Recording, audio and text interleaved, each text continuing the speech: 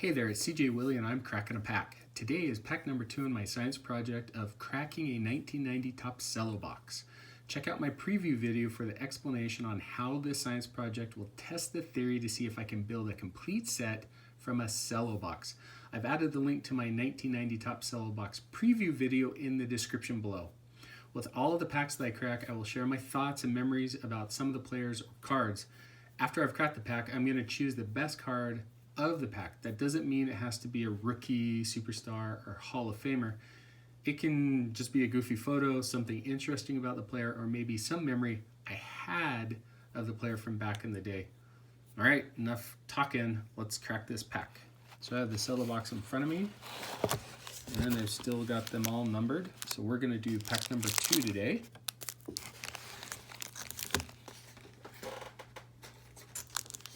All right, let's see what we get. Not too many cards that I'm looking for out of this set. Rookies are always nice to get. Maybe there might be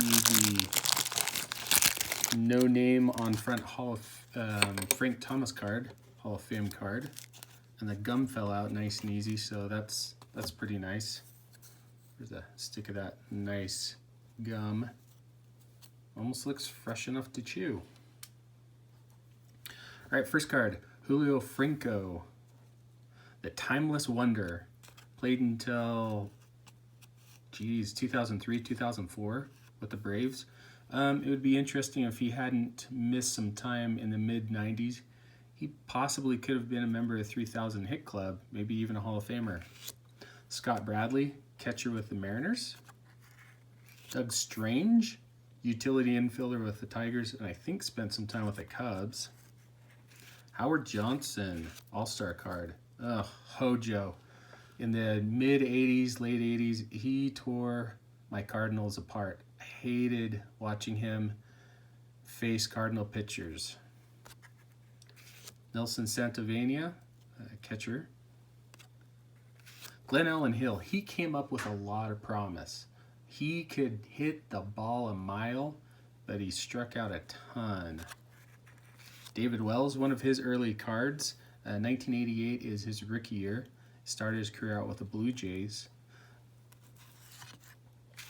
Donald Harris, #1 draft pick, I believe, of the Rangers. I don't think he ever played in the major leagues. Tim Burke.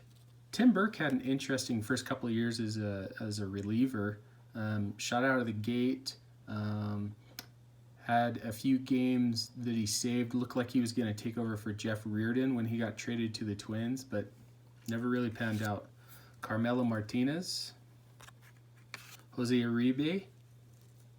See if I can list this Jose Uribe as an error card for like $1,000 on eBay. Dwight Evans.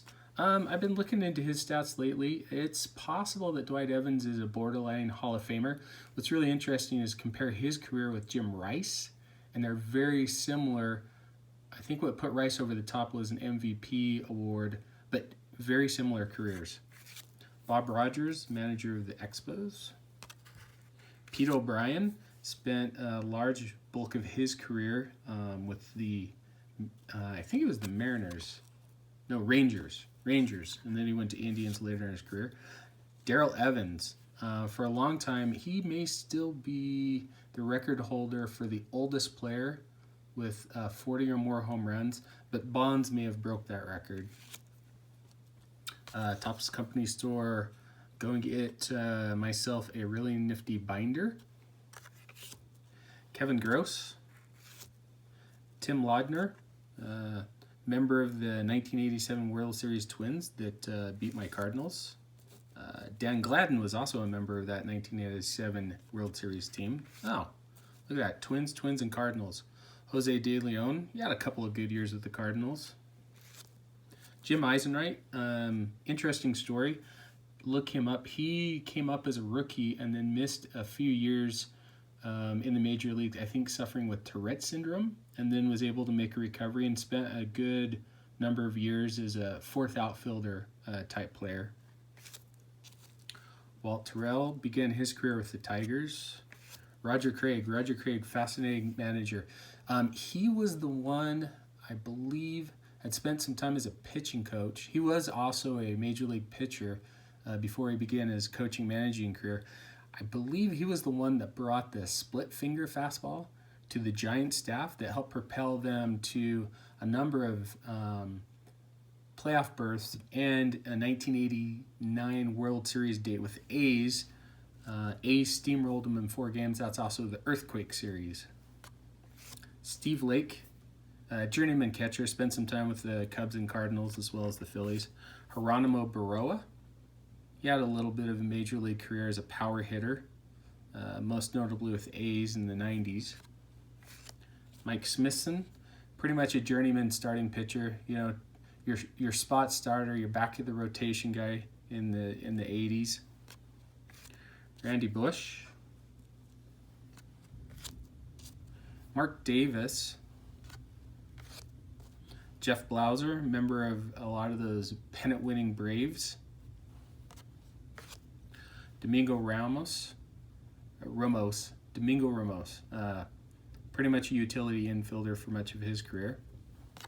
Getting down to the very end, Mel Hall. I believe Mel Hall is in prison. Kind of a weird story. If you get a moment, check it out. And then final card in the pack is Paul Kilgus. Well, that pack was not very noteworthy for stars. If I had to choose the best card out of the pack,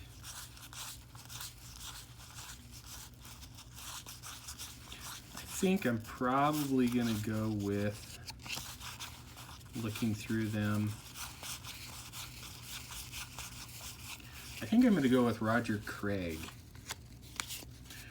I know that's a manager card, probably has little if any value, but Roger Craig was the manager that brought the Giants back to prominence.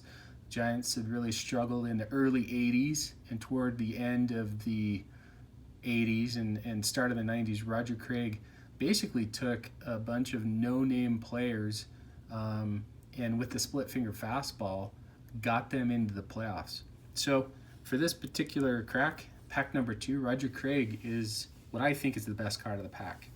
All right, I hope you enjoyed the video. If you did like it, please subscribe and share. Until next time when I crack pack number 3 from my 1990 Top Cello box, remember, I'm doing this for science.